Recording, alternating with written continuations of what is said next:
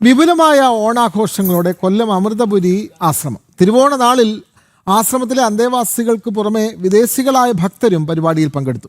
ചെറിയ കാര്യങ്ങളിലെ സന്തോഷം കഷ്ടപ്പാടിലും പൊന്നോണം തീർക്കുമെന്ന് തിരുവോണ സന്ദേശത്തിൽ മാതാ അമൃതാനന്ദമയി ദേവി തിരുവോണ സന്ദേശത്തിൽ പറഞ്ഞു.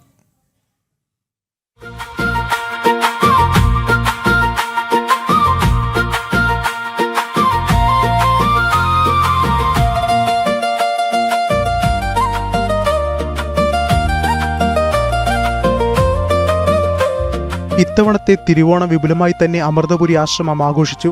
മാതാ അമൃതാനന്ദമയി ഭടം ജനറൽ സെക്രട്ടറി സ്വാമി പൂർണ്ണാമൃതാനന്ദപുരിയുടെ പ്രഭാഷണത്തോടു കൂടിയാണ് ചടങ്ങുകൾ ആരംഭിച്ചത്.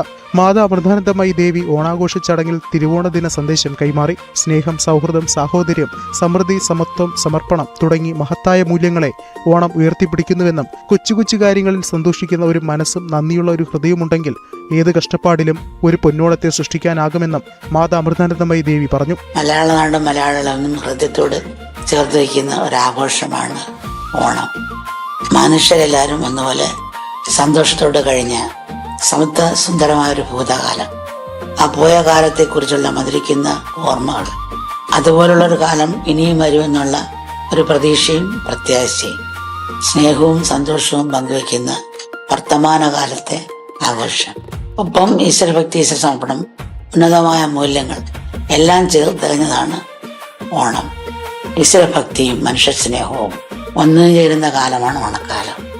അങ്ങനെ സ്നേഹം, സൗഹൃദം, സഹോദര്യം, സമൃദ്ധി, സമത്വം, സമർപ്പണം തുടങ്ങിയ മഹത്തായ മൂല്യങ്ങൾ ഓണം ഉയർത്തിപ്പിടിക്കും. രാവിലെ മാതാ അമൃതാനന്ദമയി ദേവിയുടെ നേതൃത്വത്തിൽ ധ്യാനം, ലോകശാന്തി പ്രാർത്ഥന, ഭജന, സത്സംഗം എന്നിവ നടന്നു. തുടർന്ന് 500-ലധികം വനിതകൾ അവതരിപ്പിച്ച മെഗാ തിരുവാതിര ശ്രദ്ധേയമായി.